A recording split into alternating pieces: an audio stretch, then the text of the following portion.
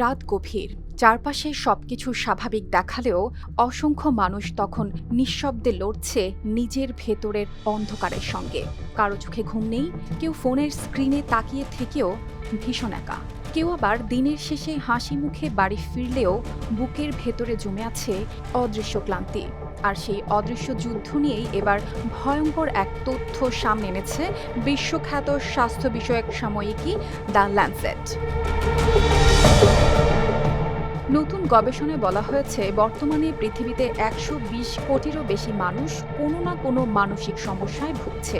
সংখ্যাটা শুধু বড় নয়, ভীতিকরও। কারণ ১৯৯০ সালের তুলনায় এই হার বেড়েছে প্রায় ৯৫%। সবচেয়ে বেশি বেড়েছে উদ্বেগজনিত সমস্যা, অর্থাৎ অ্যাংজাইটি ডিসঅর্ডার ও মারাত্মক বিষণ্ণতা বা মেজর ডিপ্রেসিভ ডিসঅর্ডার। গবেষকরা বলছেন, এখন পৃথিবীর সবচেয়ে বিস্তৃত মানসিক সমস্যায় পরিণত হয়েছে এই দুই রোগ। তবে সবচেয়ে বেশি চিন্তার বিষয় হলো, এই চাপটা যাচ্ছে তরুণদের ওপর। বিশেষ করে ১৫ থেকে ১৯ বছর বয়সীদের মধ্যে মানসিক সমস্যার বিস্তার সবচেয়ে বেশি দেখা যাচ্ছে। কিশোর বয়সের হাসি, স্বপ্ন আর ভবিষ্যৎ পরিকল্পনার আড়ালে নীরবে জমছে ভয়, দুশ্চিন্তা ও একাকিত্ব। গবেষণায় আরও দেখা গেছে, নারীদের মধ্যে বিষণ্ণতা, উদ্বেগ ও খাওয়াজনিত মানসিক সমস্যা বেশি। অন্যদিকে পুরুষদের মধ্যে অটিজম, ADHD বা আচরণগত সমস্যার প্রবণতা তুলনামূলক বেশি দেখা যায়। কিন্তু প্রশ্ন হলো, হঠাৎ কেন এত বাড়ছে মানসিক রোগ?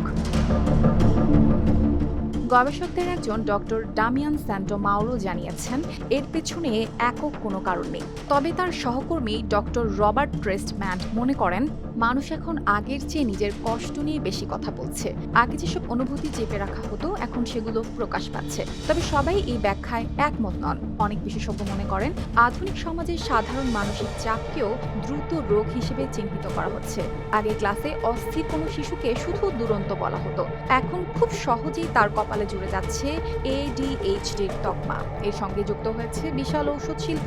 অ্যান্টিডিপ্রেসেন্ট ওষুধের বাজার এখন বিলিয়ন বিলিয়ন ডলারের ব্যবসা। অভিযোগ রয়েছে, বড় বড় ঔষধ কোম্পানিগুলো বছরের পর বছর রোগ নির্ণয় বাড়াতে পরোক্ষভাবে প্রভাব ফেলেছে।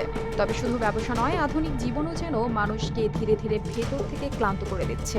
সারাদিন স্ক্রিনে ডুবে থাকা, ঘুম কমে যাওয়া, শরীর চর্চাহীন জীবন, প্রক্রিয়াজাত খাবার, একাকিত্ব ও চারপাশের নেতিবাচক খবর, সব মিলে মানুষ যেন হারিয়ে ফেলছে নিজের স্বাভাবিক ছন্দ।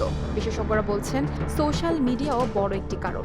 ঘন্টার পর ঘন্টা অন্যের সাজানো জীবন দেখতে দেখতে অনেক তরুণ নিজের জীবনকে ব্যর্থ মনে করতে শুরু করছে। ধীরে ধীরে বাড়ছে হতাশা ও আত্মবিশ্বাসের সংকট।